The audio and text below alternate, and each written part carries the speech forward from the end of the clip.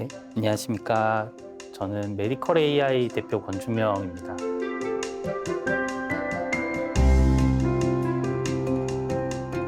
메디컬 AI는 생체 신호를 인공지능 분석하는 그 기업입니다. 기존의 의사들은 판단할 수 없었던 그런 생체 신호를 인공지능 분석해서 새로운 질환을 진단하거나 발생을 예측하는 그런 솔루션을 만들고 있습니다.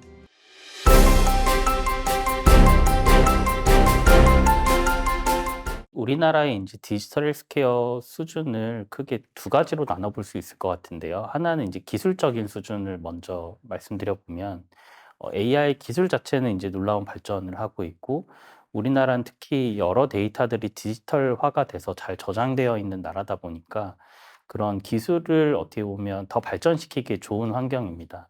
그래서 우리나라 그 디지털 헬스케어의 기술력 자체는 매우 높고, 그다음에 앞으로 발전 가능성도 많이 높은 상황입니다.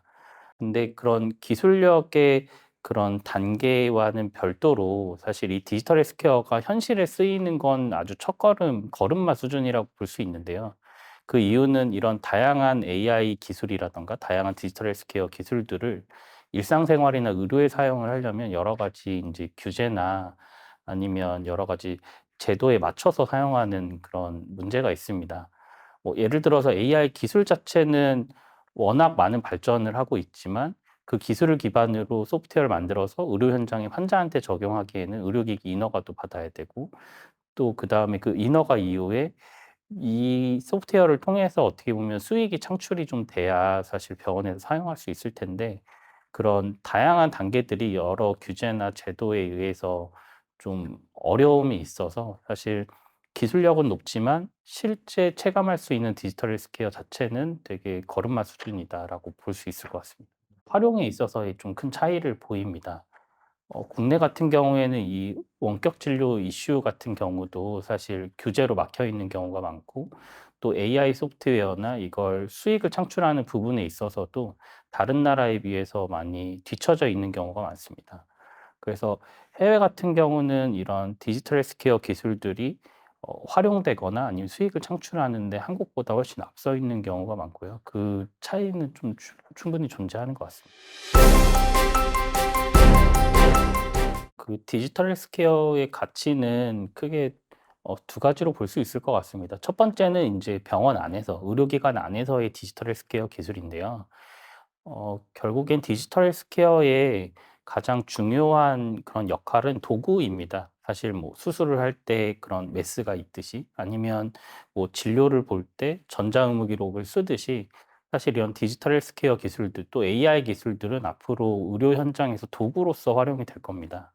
뭐 예를 들어서 너무 많은 환자를 사실 의료인이 보다 보니 놓치는 일이 생겼을 때 그 안전망 역할을 하는 소프트웨어 솔루션을 개발을 한다든가, 아니면은 기존에 조기에 검진할 수 없었던 어떤 질환에 대해서 그걸 조기 검진하는 디지털 헬스케어를 만든다든가 하는 형태의, 어떻게 보면 의료기관 안에서의 디지털 헬스케어의 기술의 그런, 어떻게 보면 필요성이 있을 것 같습니다.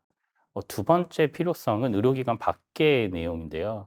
일상생활에서는 사실 이런 헬스케어 서비스를 받기가 어렵습니다. 지금 일상생활에서 받는 헬스케어 서비스는 그냥 기본적인 영양제 추천 서비스나 아니 아주 기본적인 수준에 머물러 있는데요.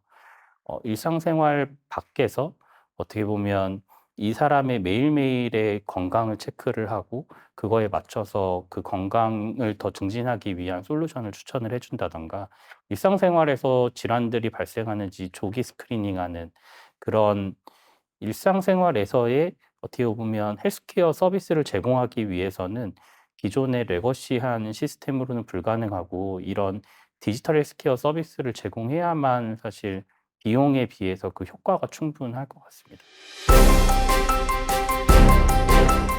기존에 사용했던 그 신부전을 스크리닝하기 위한 피 검사도 저희가 정확도가 좀 많이 낮은 상황이었습니다. 그래서 인제 많은 신부전 환자분들이 조기에 발견되지 못하고 50% 이상의 환자분들이 되돌아올 수 없을 만큼 악화된 상태로 발견이 되고, 그다음에 그것 때문에 신부전의 5년 사망률이 60%에 달할 정도로 웬만한 암보다 사망률이 높은데요.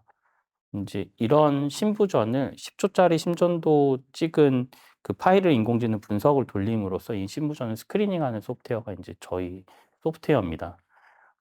이런 어떻게 보면 기존에 이런 언맷 니즈, 신부전 환자가 많아지고 하지만 이 신부전 환자를 좀 초기에 간단한 방법으로 스크리닝할 수가 없었던 이런 언맷 니즈를 찾아서 그 언맷 니즈에 맞춰서 그걸 인제 디지털 헬스케어 기술을 통해서 사실 해결을 하는 이런 방향이 어떻게 보면 많은 AI 기업들이 지금 만들어낸 소프트웨어들일 것 같습니다. 증상이 없는 그런 무증상자들을 대상으로 이런 AI 소프트웨어를 사용을 했을 때 2배 더 많은 무증상 환자들을 조기에 찾아낼 수 있다. 이런 연구들도 저희가 확인된 바가 있습니다.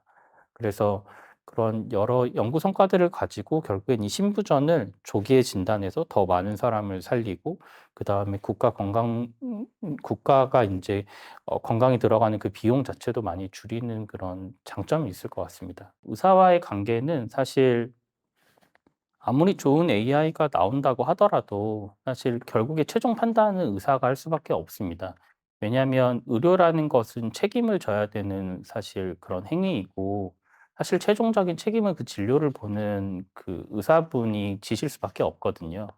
많은 AI 기기들이 나오고 저희처럼 뭐 신부전 스크리닝을 하는 결과를 보여드린다거나 인제 다양한 그런 솔루션을 제시를 해 드린다고 하더라도 결국에는 책임을 지는 건 의사이기 때문에 그 책임을 지는 의사분들이 좀 더 정확한 판단을 하고 그다음에 좀 더 많은 정보를 더 편리하게 접근을 해서 최종적으로 더 옳은 판단을 할 수 있도록 그런 안전망 역할을 한다거나 효율적인 도구 역할을 하는 게 사실 이런 디지털 헬스케어 기술일 것 같습니다.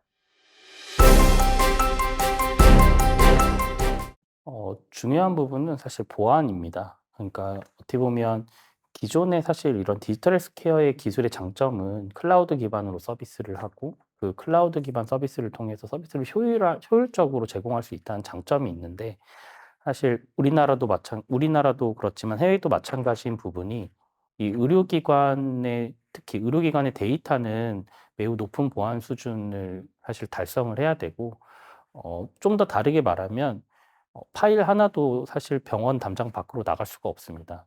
그렇기 때문에 클라우드 서비스는 불가능하고 저희가 만든 인공지능을 서버에 담아서 병원 전산실에 설치를 하고 병원 내에서 모든 분석이 다 완료가 되게 만들어야 되는 그런 부분이 어떻게 보면 실제 저희가 제품을 팔 때 요구 사항이었고 또 하나는 그렇게 인공지능을 어떻게 보면 제공을 할 때 뭐 파일을 의료진이 수기로 업로드를 한다거나 아니면 새로운 창을 띄우는 그런 어떻게 보면 좀 복잡한 상황이 생기면 의료진분들이 사용하지 않는다는 걸 알아서 지금은 뭐 원래 심전도라는 걸 확인하려면 ECG라는 오더를 입력했었던 데 비해서 AI 분석을 하려면 AI 2글자만 더 쳐서 AI ECG라는 오더를 넣으면 병원의 심전도가 자동으로 AI 서버에 가져가서 분석을 돌리고 원래 보던 화면 그대로 심전도를 확인하는 화면 그대로 확인하시는데 거기 인공지능이 2줄만 추가로 적어 주는 형태로 그렇게 서비스를 하고 있는데요. 결국에는 그 보안과 그 보안을 만족하면서 의료진들이 정말 정말 편리하게 사용하실 수 있게 그렇게 사용성을 높이는 그 두 부분이 좀 실제 적용하는 데 요구 사항인 것 같습니다. 이번 정부에서 진행하고 있는 혁신의료기기 통합심사라든가 평가유예라는 다양한 방식을 통해서 AI 그 소프트웨어들이나 디지털 헬스케어 기술들이 인제 상용화 단계로 인제 처음 선보이고 있습니다. 제 생각에는 어떻게 보면 최근 이 몇 년이 디지털 헬스케어 기술들이 상용화되는 그런 원년이라고 생각이 되는데요. 그렇기 때문에 이런 시장에 나온 디지털 헬스케어 기술들을 의료인들이 사용을 하고 그중에 정말 좋은 솔루션들에 대해서 어떻게 보면 필요성을 느끼고 그다음 그걸 통해서 더 많은 디지털 헬스케어 솔루션들이 의료기관이나 아니면 일상생활에 그런 파급되는 그런 선순환 구조가 분명히 만들어질 거라고 생각을 하고 그것 때문에 그 전망은 밝다고 생각을 합니다. 디지털 헬스케어 기술도 기존에 많이 의료에 도입됐던 여러 가지 기술들과 마찬가지로 좀 엄밀하게 검증이 필요한 상황이고요. 실제 이 디지털 헬스케어 기술이 도입됐을 때 병원에서는 얼마나 많이 도움을 받을 수 있냐, 환자는 얼마나 많은 도움을 받을 수 있냐가 검증될 필요가 있습니다.